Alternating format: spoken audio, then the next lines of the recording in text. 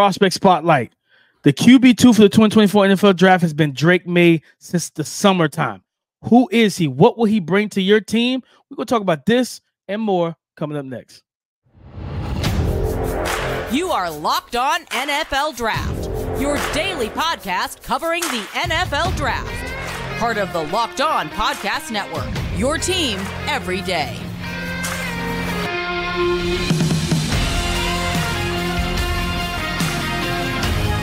What's up, Locked On family? Welcome back to the Locked On NFL Draft Podcast, your daily podcast covering your favorite draft prospects, part of the Locked On Podcast Network, your team every day. I'm your boy, Damian Parson, always on the ones and twos. You can find and follow me on X at DP_NFL. I'm a national scout and a senior draft analyst. And guys, thank you for making Locked On NFL Draft your first listen today and every day. Shout out for being our everydayers. And you know, I got to kick this intro over to my guy, Mr. LSU himself, Keith Sanchez. You can find and follow him on X at The Talent Code. Keith, talk to him, baby.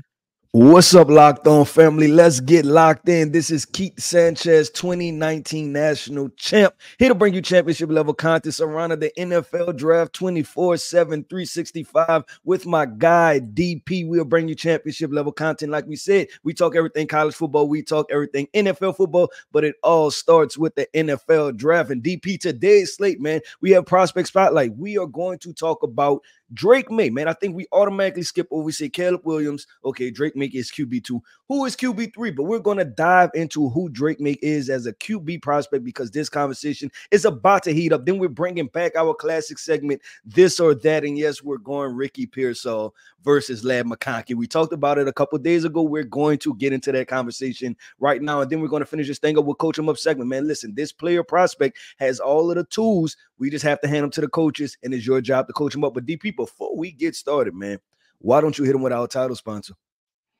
Today's episode is brought to you by Game Time. Download the Game Time app, create an account, and use the code LOCKEDON for $20 off your first purchase.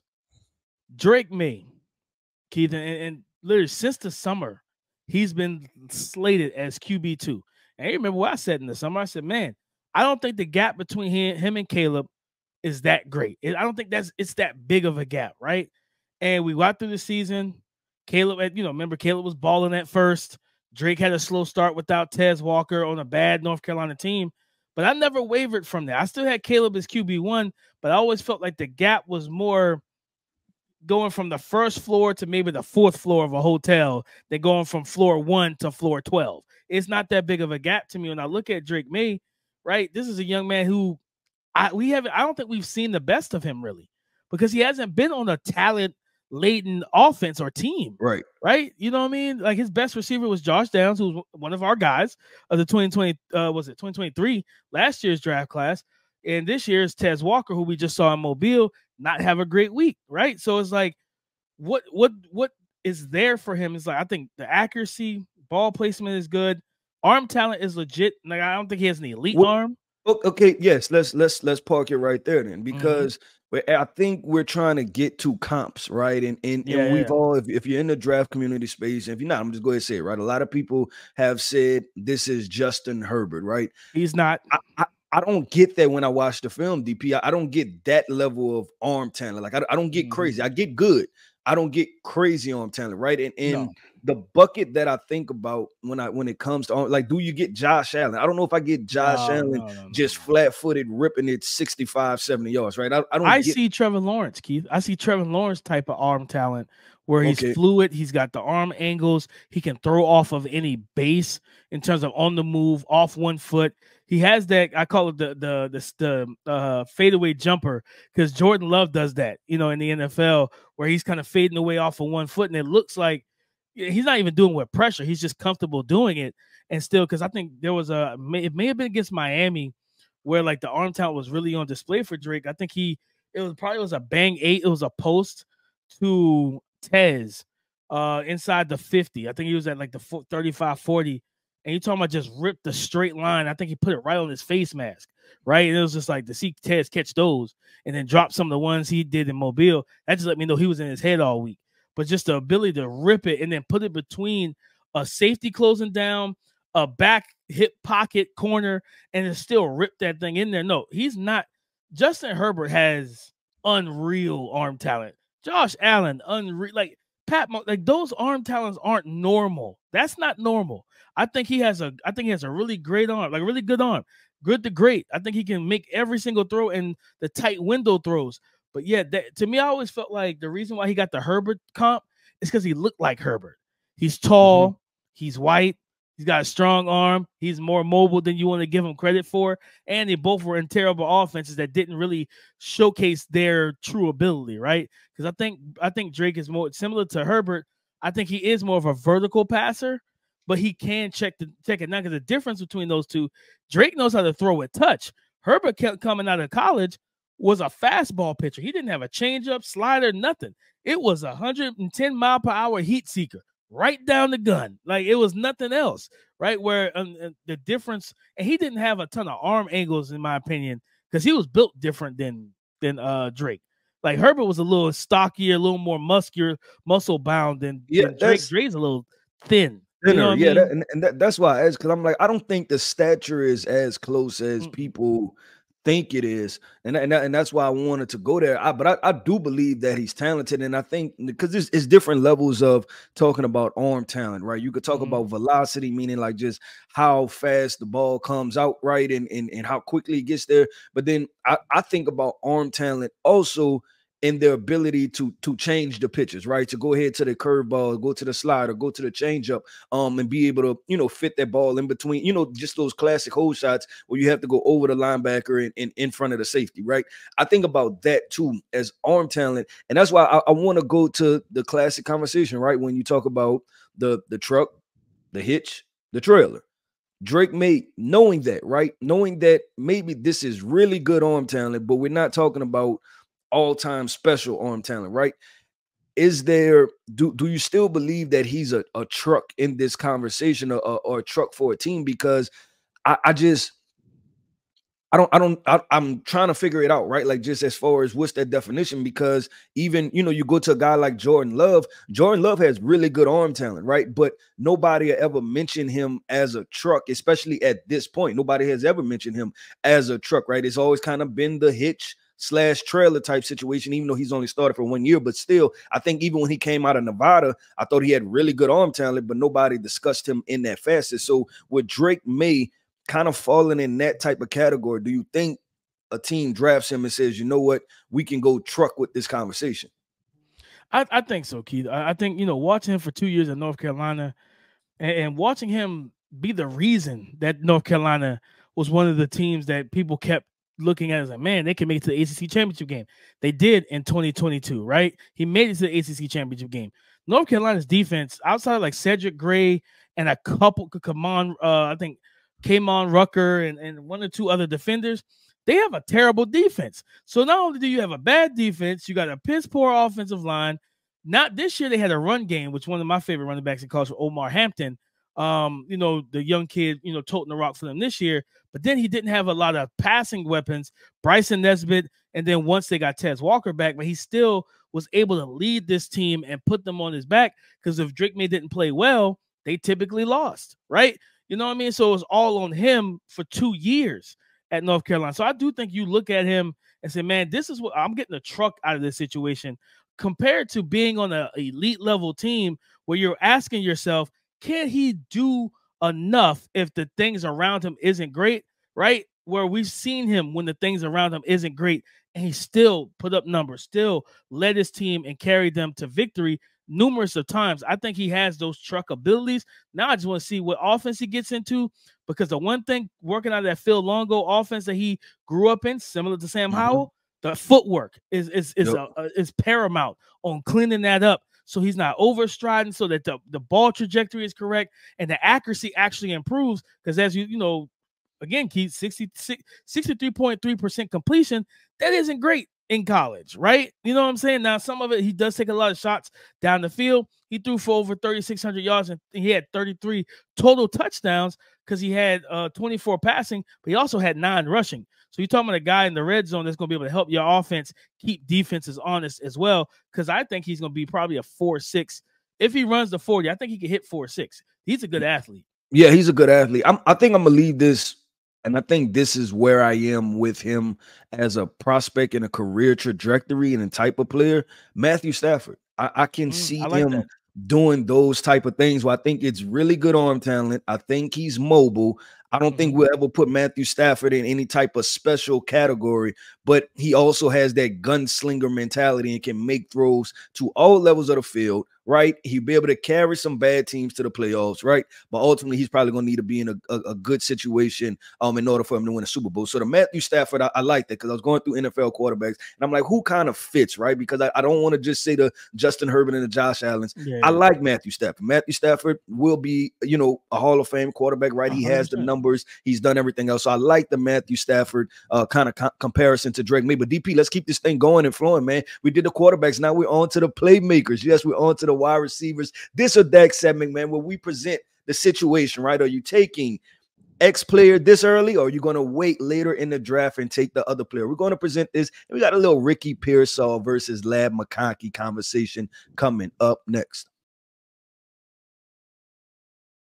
Did you know that even if you have a 401k for retirement, you can still have an IRA? Robinhood has the only IRA that gives you a 3% boost on every dollar you contribute when you subscribe to Robinhood Gold. But get this, now through April 30th, Robinhood is even boosting every single dollar you transfer in from other retirement accounts with a 3% match. That's right, no cap on the 3% match. Robinhood Gold gets you the most for your retirement thanks to their IRA with a 3% match. This offer is good through April 30th. Get started at Robinhood.com/boost. Subscription fees apply. And now for some legal info. Claim as of Q1 2024, validated by Radius Global Market Research. Investing involves risk, including loss. Limitations apply to IRAs and 401ks. 3% match requires Robinhood Gold for 1 year from the date of the first 3% match. Must keep Robinhood IRA for 5 years. The 3% matching on transfers is subject to specific terms and conditions. Robinhood IRA available to U.S. customers in good standing. Robinhood Financial LLC is a registered broker-dealer. This or that? Would I rather have this or that? He's talking about Ricky Pearsall, wide receiver out of Florida. Or would I rather have one of the stars of the Senior Bowl, Ladd McConkey, wide receiver out of Georgia, Keith? Two high-octane guys in terms of route running, separation, quickness. I think their speed, both guys move well and have good speed in the open field, reliable, sure-handed guys. But the draft value for the two, a little bit different. Where Ladd is kind of where Keith's a second round, and we hearing like Ricky Pearsall might be around that top of the fourth. So that's where this thing comes about. It's like, who would we rather have, Ladd McConkey in the second or Ricky Pearsall in the fourth? Well, DP, you know what we've been doing? We've been kind of making this easier on ourselves, right? And I want to add a different twist to this because we talk about the general managers, and then now we need to step in their shoes, DP. So we're going to add a different twist to this conversation, and I'm going to add a team to it. A team that needs all the wide receiver help that they can get, DP. And we are talking about the Carolina Panthers. So we're going to apply context, man. The Carolina Panthers have a second-round pick, a third-round pick, a fourth-round pick, and they need a lot of wide receiver help. So we're going to apply context to that and say this. If you are the Carolina Panthers, Bryce Young at quarterback, are you taking Ladd McConkey, the top of the second, or are you going to wait to take Ricky Pearsall, the top of the fourth? Whew, that's tough, right? Because when you think about Ricky Pearsall being the taller guy, Ricky Pearsall, being measured at the Senior Bowl came out of 6'007, so a little over 6 foot, or maybe close to 6'1". You know what I mean? Buck 80, buck 90 pounds, where Ladd was like 5'11", 187. And I stood beside Ladd. It was, you could clearly tell that he was a little bit on the shorter side, and I'm around the 5'5", 5'6" range, just for those who don't know. So, like, for me, Keith, I think when you ask the question, who would you rather have in this situation, right? This is tough because Bryce, both of these guys would absolutely kind of let you expend Adam Thielen because they can walk right into Adam Thielen role, bring quickness, bring youth, bring more explosiveness to the game, right? And going back to Ricky had 65 receptions, 963 yards receiving, and 4 total touchdowns. Where when you look at Ladd, because of the injuries, 30 receptions, 483 receiving yards, and 3 total touchdowns. He had 1 rushing, 2 receiving. So I look at it and I said, man, I like both of these guys, so it's tough for me. I like both of them. But Keith, I'm gonna say this. I'm gonna go Ricky Pearsall in the 4th. The reason why is mainly because the Panthers have some other big needs too. Yep. And of course, it all depends on what happens with free agency, right? Like if you could somehow, everything we've all heard is that T. Higgins from the Cincinnati Bengals is going to get franchise tagged. If T gets tagged, right, and he's not a free agent that you can't just overspend for, and you got to send draft capital, I wouldn't advise doing that because you don't have much draft capital anyway. You know what I mean? So if they were able to get a T. Higgins or get a number 1 caliber wide receiver through free agency, then I don't even mind getting Ladd. But if this is your first receiver pick at 33, don't get me wrong, Ladd is very safe, and he's going to come in and be an instant contributor. But I think Ricky Pearsall can do the exact same thing and be an instant day 1 contributor in that Adam Thielen role, working out of the slot, where I still think that, and remember, Adam Thielen was kind of my comp for Ricky Pearsall. You know what I mean? Back when we talked about him months ago during the season. So I think Ricky Pearsall can also play the Z position, similar to Ladd as well. But in terms of value, I mean, these guys are so similar. Like, I'd rather go with Pearsall. I think Pearsall's also better at the catch point than what Ladd is in terms of, as we've seen the catch, the difficult catches. Yep. The one-handed, you know what I mean, across the middle, just goes up one hand and just snags it, right? This is a tough young man, physical, tough, gritty. As much as I love them both, I got to go Ricky Pearsall. If you're talking about 4th round, value to me is just a little bit better, grabbing him in the 4th, and you can go a litany of ways with that 33rd pick right at the top of the 2nd round. Yeah, I think where am I going to go with this? You know what it is too, DP? I think about Ladd McConkey and how quickly he wins, though, right? Playing that wide receiver position, and you just wonder if Bryce needs that type of guy, right? And that's the intrigue for me with adding Ladd McConkey at the top of the 2nd. But because of what their draft pick is, and is at the very top of the 2nd round, for the value, I'm probably going to have to go Ricky Pearsall. And I'll even say this: if this was a team that was more ready-made, right? Like they were kind of locked and loaded and had more, I guess, more of their roster filled out, I wouldn't even worry about the value. And I'll just say, you know what, go straight draft the best player, right? If you feel like Ladd is that guy, you can spend the draft capital and go get him. But in this situation, I think if you have the opportunity to get Ricky Pearsall in the 4th round, and that's how your board falls, you have to go to him. And I'll talk to the listeners about it. The vibe that I get from Ricky Pearsall, and this is not a comp, right? But just the situation with his size and his run after the catch ability to adjust to the football, I get like Puka Nacua type vibes. And I hate to throw that out there for a, he's going to be an all-pro wide receiver and lead the NFL. I'm not saying that, right? I'm not saying that perspective of it, but the big body performed well at the Senior Bowl, right? Can catch the football, high IQ, gritty, get the job done. That's exactly how Puka was at BYU, right? And kind of flew under the radar. And I think you're going to get some of the same things with Ricky Pearsall. I expect Ricky Pearsall to have moments, especially if he's with a good quarterback, DP. I expect him to have moments of bumping against that threshold of 1,000 yards. I think the more, if you're talking about those good quarterbacks, the more they play with him, the more they're going to like Ricky Pearsall. And that's how I feel about him. So with this or that segment, and obviously this comes off the heels of, right, of we went through our mock draft earlier this week, and we seen someone had Ladd McConkey in the 1st round. I think he went pick 25, right? And we was like, that's interesting, right? And so we kind of want to present the this or that situation with Ricky Pearsall versus Ladd McConkey, right? With Ladd McConkey, 2nd round pick, and then Ricky Pearsall being a 4th round pick. But DP, let's keep going, man. We have our coach him up segment, right? Where we pick the player, we hand them to you. We say this guy has all of the physical tools. You just have to coach him up. So coming up next, man, is our coach him up segment. Are you the kind of driver that likes to push things a little further? Even wonder what adventure could be around the next corner? Our friends at Nissan have a lineup of SUVs with the capabilities to take your adventure to the next level. The 2024 Nissan Rogue is perfect for city drives and great escapes. Class exclusive Google built-in is your always updating assistant to call on for almost anything. The 2024 Rogue is the perfect mid-size crossover for your next adventure. The 2024 Nissan Armada will change what you expect from a full-size SUV.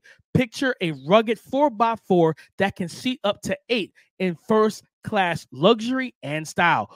Tow bigger and explore further in the 2024 Armada. Take the Nissan Rogue, the Nissan Pathfinder, or the Nissan Armada and go find your next big adventure. Shop NissanUSA.com. Shop NissanUSA.com. Today's episode of Locked On NFL Draft has been brought to you by PrizePicks. They are the easiest and most exciting way to play daily fantasy sports. It's just you against the numbers and the odds. The big game is right around the corner this weekend. PrizePicks is the easiest and most exciting way to turn every game-changing moment into 100 times your money. With as little as 4 correct picks, you can turn $10 into $1,000. This expires post the big game. If Patrick Mahomes throws for more than 1 yard in the big game, you win on PrizePicks. Guys, this Sunday during the big game on PrizePicks, I am taking Christian McCaffrey for more than 5 receptions versus the Kansas City Chiefs. So go to prizepicks.com/lockedonnfl and use the code LockedOnNFL for a first deposit match up to $100. Go to prizepicks.com/lockedonnfl and use the code LockedOnNFL for a first deposit match up to $100.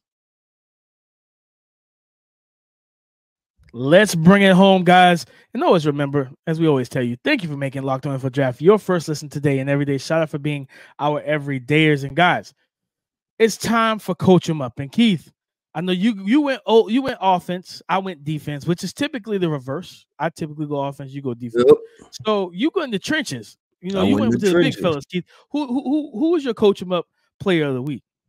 DP, I went with, because we're coming off the Senior Bowl, right? And there's a lot of talk about Jackson Powers Johnson, and then, you know, obviously Zach Frazier is another name that's coming up when they talk about centers, right? I want to talk about Georgia center Cedric Van Pran. I was expecting him to come to the Senior Bowl. He wound up opting out. But when I watched the film, DP, I thought that he was as talented as any center. And especially had the physical tools of any center in this draft, right? I think his name has become stale. So my point is, from the Coach 'em Up perspective, DP, is that draft this guy, and then you have all pro potential at the center position. This is a guy that's athletic. He can pull, right, and lead. He can climb to second levels in the zone. He has a physical temperament, physical mentality. He's played 4 or 5 years at the University of Georgia. He would probably leave Georgia as one of the most accomplished players, right, because he was right in the thick of that. You kind of want to call it a dynasty, semi-dynasty, right? The rise of Georgia. He was right in the thick of it, man. The starting center for a lot of that situation. So I'm drafting Cedric Van Pran with, while everybody's saying he might be the 3rd, 4th, 5th best center, I'm drafting him with the mentality like, hey, hand him to the coaches, and this guy has the goods to get a couple Pro Bowl, to get some Pro Bowls and be mentioned as one of the best centers in the entire NFL with the expectation by year 2, 3, 4. And that's how I feel about Cedric Van Pran. So my Coach 'em Up is, hey, a guy that has a lot of potential. People kind of talk about him. They want to re-rank the boards and things like that. But I love the upside of what Cedric Van Pran brings and what he can be in the NFL. I love that, Keith, because like you said, Jackson Powers Johnson stole the show for the center spot down in Mobile, right? And Zach Frazier and everything. But when you look at Van Pran, what's something that you would tell the coach, like, hey, this is what you have to work on with him to really help take his game to that next level? Yeah, I think just consistency and balance. And I think sometimes he just naturally needs to let the game come to him. I think the bad reps is when he gets a little bit too aggressive, right? And they just have that Georgia Bulldog mentality, and it's classic stuff, right? It's just getting your shoulders out over your toes, it's losing balance, things like that. But it's reps, DP, where you see him execute it perfectly, and you like, that looks good. That looks really good. So I think you just tell them like, hey, you're talented enough. Let the game come to you. Don't overextend. Don't overreach, right? Play within your confinements. You're a natural athlete. So that's the one thing that when I hand them to the coaches after I draft them, and I tell them I expect Pro Bowls and a couple All Pros, right? And I say, this is the issue. This is what we're going to fix. And I think Cedric Van Pran has everything that you want in a center, because this is a guy, like I said, the conversation has become stale. We've been talking about him as far as draft eligibility 2-3 years, right? Like, I feel like we've written 3 different reports on Cedric Van Pran because he's been eligible. But you want to talk about love of the game. he's continued to come back, right? Like, hey, I'm going to come back to school. I'm going to come back to school. I'm going to come back to school. So I like this guy. I love this guy as a top 50 prospect. And then moving forward, yes, I'm taking him, and I'm willing to put a lot on his shoulders. No, I like that. And for just for reference, guys, you're talking about size. He's listed at 6'4", 310. We'll get the full, verified measurements down, in Indianapolis in 3 weeks, 2.5, 3 weeks or whatever at the combine. But a guy I think I watched I did 2 write-ups on him. I did the summer report this past summer, and then I did the report last year because I thought he was going to enter the NFL draft for 2023. Yep. Good player, athletic. Like you said, I think one thing that we both talked about with him was just he could be like you said, that bulldog, be a little aggressive. You can kind of I'd rather have a dog that I say heel than sick him, right? Because it's hard to teach a dog to go get him. It's a lot easier to kind of train like, hey, relax, calm, like calm down. It's all right. To where they have that mentality to go forward. Keith, a guy that I sat down with, interviewed with down in Mobile last week. My coach him up guy, Mississippi State linebacker, inside linebacker, edge rusher. What did he say? I'm just an athlete. Nathaniel Watson, man, from Mississippi State, a guy that measured in at the Senior Bowl at 6'2", 244, almost 245 pounds on the season, 71 tackles, 10 sacks, 19 hurries, and 2 forced fumbles with, I think, 6 QB hits. A guy that was all over the defense, all over the field. If you remember back to the Senior Bowl game, they threw he was on the field, he was dropping off in coverage. They threw a crosser to one of the tight ends. I think it was Theo Johnson from Penn State. And Nathaniel Watson drove down and made a big hit on them. And I remember talking to him, and he said, man, I'm a physical player. I want to hit people. I'm violent. I love that about my game. But in terms of coach him up, right? And this is something that I loved from him as well. Nathaniel Watson looked right at the camera when we was talking. He said, listen, whatever the coaches need me to do, if they need me to stand up as an outside rusher and rush the quarterback, if they need me to mug up the A-gap and blitz, if they need me to drop off in coverage, and need me to play downhill, I want them to do those things. And he talked about himself being more cognizant to blocks, to shed blocks, right? Deconstruct blocks, not allow those interior offensive linemen to climb up to him and get their hands synced into his jersey to try and move him off the spot in the run game. I want to ask you, because we see this situation, right? These versatile hybrid second level defenders, right? And sometimes versatile can mean that you're not great at one thing, right? So we just put you in different spots. I want to ask you, DP, in your mind, right? Because a lot of people haven't watched Nathaniel Watson yet, right? And we're just hearing about the sacks, but he's 6'2", 240. He plays some linebacker, plays some edge. Sounds like a tweener, right? And that's what some people are going to say. Sounds like a tweener type player. I want to ask you, where does he need to play? And we talk about coach him up. Where you asked me the question, right? Where are you placing him? Where are you telling the coach he needs to play to be most effective? I would say in an even front Sam backer, where he, where you can walk him up on the line of scrimmage, head up to that tight end, handle that in the run game, right? Set the hard edge, deter running backs from bouncing outside, but also a guy that can drop off into coverage. Think about the hook to curl zones, middle hook zones as well. He does a good job of that. But then, as well as, him being that Sam backer off ball, you can blitz him off the edge also. So where you can just say, you know what? You may not be, with your skill set, you might not be the ideal candidate for a Mike linebacker, right? Because Mike linebackers, they're either going to drop in coverage, they'll blitz and everything, but you don't see a ton of Mikes or inside linebackers who are green dot guys walking on the outside of a tackle and tight end, where a Sam backer can do those things. And I think that's where you get the best out of him, because then you allow him to just play all of those roles. You can call up and dial plays for every single attribute and trait that he offers from a positive standpoint, as well as, if I'm gonna play you as a Sam and walk you up on the tight end, I'll trust that one-on-one interaction than having you sit back on your heels and trying to what's the phrase? Slow until you know in the run game as an off-ball middle linebacker, trying to read and diagnose the run action and put pins and pulls and everything else that's going on, to where in the NFL, where it's working so much quicker than in college, and next thing you know, that center has climbed up and picked you off. You know what I mean? So in the run game, you kind of rather simplify it for you. Yeah, is what you're kind of saying. Okay, just cool. Let him be big, physical, and strong, man. Yeah, no, I'm with that, man. And I haven't gotten all the way to Nathaniel Watson yet. I watched him a little bit at the Senior Bowl, right? But diving into the film, that's somebody that I want to dive into because of, like we said, I think he led or came second or third in the SEC in sacks, right? And kind of flying under the radar. But if you feel like he's a coach and my prospect, DP, then I must get my eyes on him and see what's going on. But man, listen, that wraps up another episode of the Locked On NFL Draft podcast. I want to say shout out to our everydayers. Thank you for tapping in with us each and every single day, man. The fastest growing NFL draft community there is out there. We want to say thank you, man. We see the comments, man. But listen, I want to tell people, man, if you haven't hit the like button, go hit the like button. If you haven't commented, comment now. And if you're not subscribed, subscribe to the channel. Tell a friend to tell a friend that this is the best NFL draft content that there is out there. Listen, I am Keith Sanchez. You can find me on X at The Talent Code. And then that right there is my guy, Damian Parson. You can find him on X at DP_NFL. And like we like to say, man, y'all talk to us because we like to talk back. Go subscribe and follow for free on YouTube, wherever you listen to podcasts, to get the latest episode as soon as it is available. Thank you for making Locked On NFL Draft your first listen today and every day. Shout out for being our everydayers. And guys, you already know my mock draft is coming out next week. So we're going to do mock draft Monday with your boy DP's second mock draft 2.0 of 2024. So we got that coming up this coming Monday. But guys, have a great weekend. It's Super Bowl weekend. Enjoy yourselves, eat some good food, and let's root for the Chiefs. All right. So nonetheless, guys, as we always tell you, man, come and join the conversation again tomorrow on the Locked On Podcast Network, your team every day.